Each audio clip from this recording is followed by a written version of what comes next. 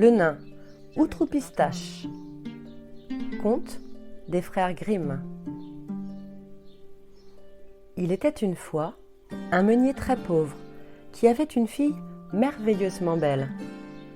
Ce meunier était un brave homme, mais il avait la mauvaise habitude de se vanter des exploits les plus extraordinaires et d'inventer sans cesse des mensonges.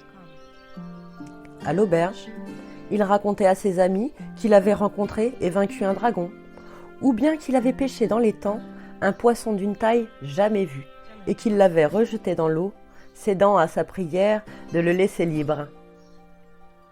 Un jour, sur la place du marché, il prétendit que sa fille, fort experte dans les travaux de la maison, était capable de filer de l'or avec de la paille. Il arrivait parfois que quelqu'un crût à ses mensonges, et ce fut le cas cette fois-là d'un conseiller du roi. À peine de retour au palais, le conseiller rapporta au roi qu'il avait entendu un meunier se vanter d'avoir une fille capable de filer de l'or avec de la paille. Le roi, qui aimait l'or à la folie, s'enquit aussitôt des détails de l'affaire. « Sais-tu où habite ce meunier ?» demanda-t-il au conseiller. « Certes, Majesté. Le moulin est tout près d'ici. »« Alors fais savoir à cet homme qu'il devra se présenter demain devant moi. » Un messager se rendit à la maison du meunier et lui fit part de l'ordre du roi. « J'obéirai, » répondit le meunier. Il était tout heureux d'avoir l'occasion d'aller à la cour et pensait aux merveilleuses histoires que cette aventure lui permettrait d'inventer pour ses amis. Le lendemain, il fut donc conduit devant le souverain, qui aussitôt le pressa de parler. « Est-il vrai que ta fille sache filer de l'or avec de la paille ?»« C'est la vérité pure, sire, » affirma le meunier. « Dans ce cas, je l'enverrai chercher demain. Mais surtout, ne lui dis pas que je connais son nom. »« C'est entendu, Majesté, » acquiesça le meunier. Et le roi le congédia. De retour à sa maison, le fanfaron annonça à sa fille que le roi l'enverrait chercher le lendemain. La jeune fille s'enquit en vain du motif. Le meunier ne voulut rien dire. Le jour suivant, deux laquais vinrent chercher la jeune meunière pour la conduire dans une chaise à porteur jusqu'au palais royal. Le roi la reçut immédiatement, loua sa beauté, puis la conduisit dans une vaste pièce où était amassé un grand tas de paille. « Voici, » lui dit-il, « une quenouille et un fuseau. Si d'ici à l'aube, tu n'as pas filé autant d'or qu'il y a de brins de paille dans ce tas, tu mourras. » La pauvrette ne comprenait ni pourquoi ni comment elle pouvait filer de l'or avec de la paille. Et moins elle comprenait, plus elle désespérait. Elle versa un torrent de larmes sans trouver la solution. Cependant, la nuit venait peu à peu et les heures s'écoulaient inexorablement. Quand soudain, la porte s'ouvrit, bien que le roi l'eût fermée à clé, et un petit bonhomme entra. « Bonsoir, bel enfant, » dit-il à la jeune meunière. « Pourquoi pleures-tu ainsi ?»« Je dois filer de l'or avec cette paille, et je ne sais même pas par où commencer. »« Que me donneras-tu si je file à ta place ?»« Mon collier, » offrit la jeune fille. Le nain tendit vivement les mains pour prendre le collier, l'empocha et se mit aussitôt au travail.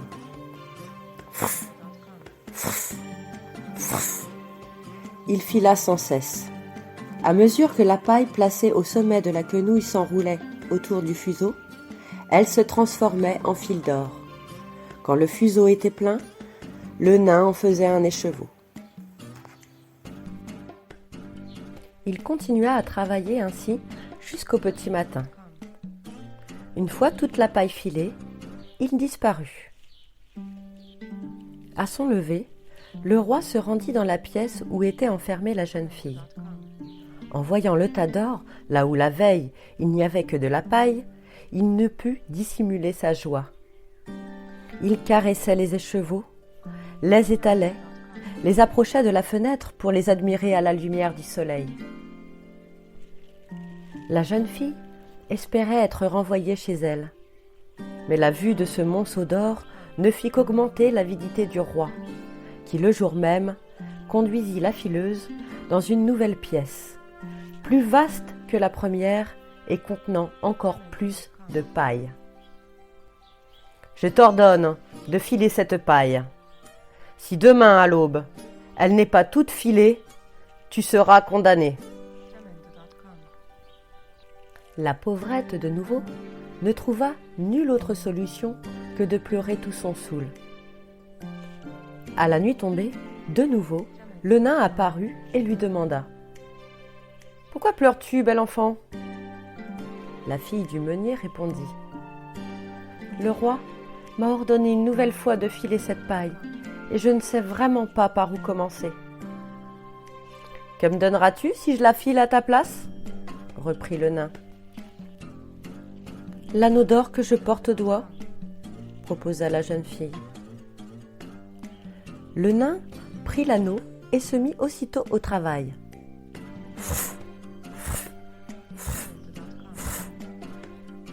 Il fila sans cesse.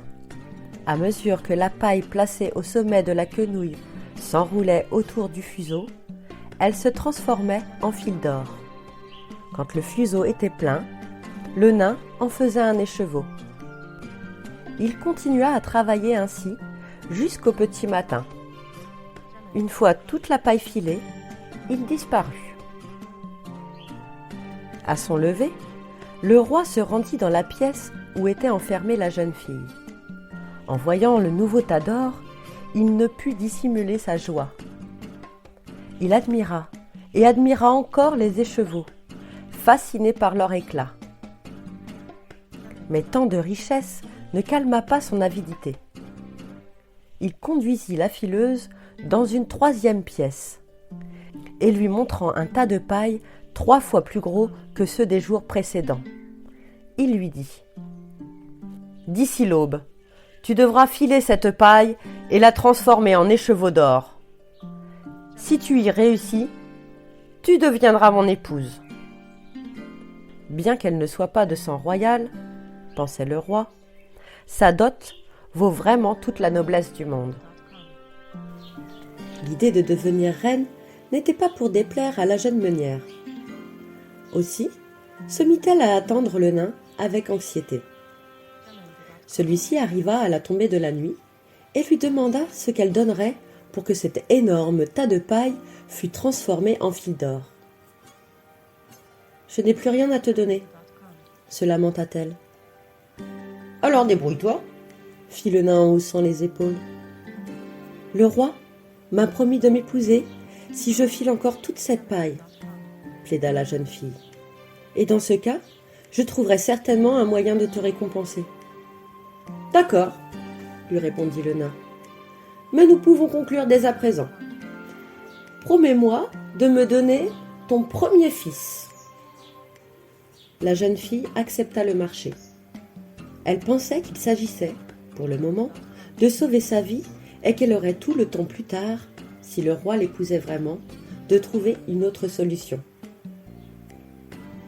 Comme les 2 nuits précédentes, le nain fila toute la paille en or et le roi, ayant vu son souhait exaucé, épousa la jolie meunière. Un an plus tard, la reine mit au monde un beau garçon. Elle avait oublié la promesse faite au nain, ou du moins avait voulu l'oublier. Lui, cependant, avait la mémoire fidèle et il se présenta bientôt devant la jeune souveraine. « Je viens chercher ce que tu m'as promis, » lui dit-il. La reine se cacha le visage dans les mains en pleurant, puis le supplia. « Cher petit homme, prends toutes mes richesses, mais laisse-moi mon enfant. »« Je n'ai que faire de tes richesses, » dit-il menaçant. Ce que je veux, c'est ton fils. Je suis prête à te donner mon royaume. Mais ne me prends pas mon enfant, supplia-t-elle encore. Et elle pria tant et tant le nain que celui-ci finit par se montrer conciliant. Je t'accorde un délai de 3 jours. Si d'ici là, tu parviens à savoir mon nom, je te laisserai ton enfant. Dans l'autre cas, je ne céderai à aucune de tes prières. Cela dit, le petit homme disparut, laissant la pauvre reine désespérée. Elle se mit à chercher dans sa mémoire tous les noms qu'elle connaissait ou qu'elle avait entendu prononcer, sans pouvoir décider lequel était le bon. Elle était cependant résolue à faire tout ce qui serait en son pouvoir pour ne pas abandonner aux mains du nain l'héritier du trône, cet enfant merveilleux qui faisait le bonheur du roi au point d'en avoir transformé son caractère. La reine ne pouvait se confier à son époux. Comment lui avouer, en effet, qu'elle n'avait jamais filé le moindre brin de paille en fil d'or et qu'elle avait demandé l'aide du petit homme non seulement pour filer, mais aussi pour devenir reine. Elle fit donc appeler un conseiller qui était à son service personnel et en qui elle avait toute confiance. « Écoute-moi attentivement, lui dit-elle. Je veux que tu ailles au village aussi vite que tu le pourras et que tu demandes leur nom à tous les habitants, en prenant bien garde d'en oublier aucun. Tu me rapporteras la liste de ces noms demain soir au plus tard. Bien, Majesté. » Et le conseiller partit sans ajouter un mot, car il n'avait vraiment pas le temps à perdre s'il voulait donner satisfaction à sa souveraine. Quant à la reine, elle passa toute la nuit dans la bibliothèque à feuilleter volumes et cartes à la recherche de quelques noms inconnus. Le lendemain matin, le petit homme lui fit la première des 3 visites qu'il lui avait annoncées. « Et alors ?» lui demanda-t-il. « As-tu découvert mon nom ?» La reine énuméra les noms les plus répandus pour se donner du temps. « Ne t'appelles-tu pas Pierre ? Non, tu te trompes. Paul alors ? Non. » Elle continua ainsi à énumérer toutes sortes de noms à la grande joie du nain qui se frottait les mains et riait de contentement à chaque nouvelle erreur. Au bout d'un moment, il s'en alla en annonçant sa 2e visite pour le lendemain. Le soir venu, le messager de la reine revint avec la liste des noms les plus étranges qu'il avait pu recueillir. Quand le petit homme se présenta à nouveau devant elle, la reine énuméra tous ces noms l'un après l'autre, pleine d'espérance. « Ne t'appelles-tu pas Côte-Fauve ? Non, tu te trompes. Alors c'est Gigotin ? Non, tu te trompes encore. Lasse-Jambe peut-être ? Non, non et non. » Et il s'en alla. À l'aube du 3e jour, le messager, qui avait parcouru près de la moitié du royaume, revint auprès de la reine. « Majesté, lui dit-il, je n'ai pas réussi à trouver un seul nom nouveau, mais je crois avoir une bonne nouvelle à vous annoncer. Aux confins du royaume s'élève une haute montagne que nul ne peut gravir car elle est enchantée. À ses pieds s'étend un bois épais dans lequel personne ne pénètre car il a la réputation d'être dangereux. Mais en bordure de la forêt, j'ai aperçu une cabane et je me suis approchée. C'est alors que j'ai vu un étrange et ridicule petit homme. « Avec un visage tout ridé et un air malin ?» interrompit la reine. « Exactement, » dit le chevalier.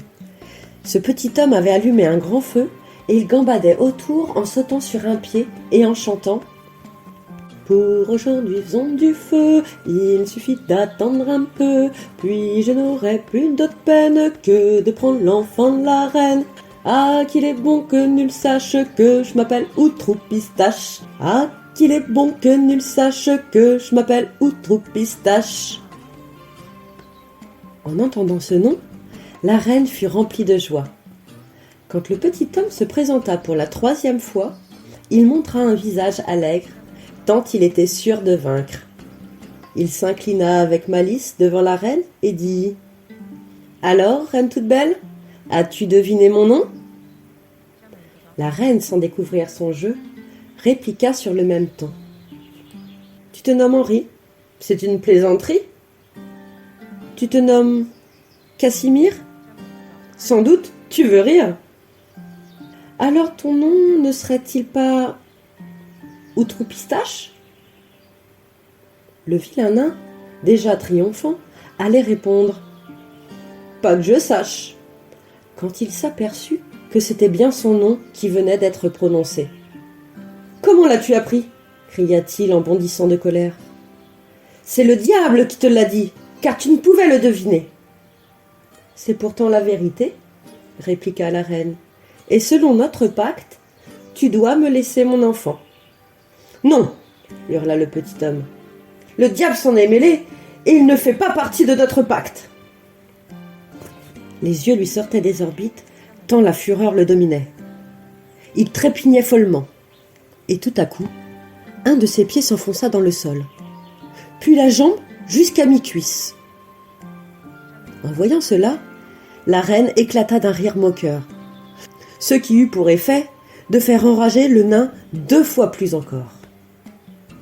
S'appuyant des 2 mains sur le sol, ou attrapant son autre jambe restée en l'air, il faisait des efforts désespérés pour se dégager, quand soudain, la terre s'ouvrit sous lui et il disparut pour toujours. Merci de m'avoir écouté.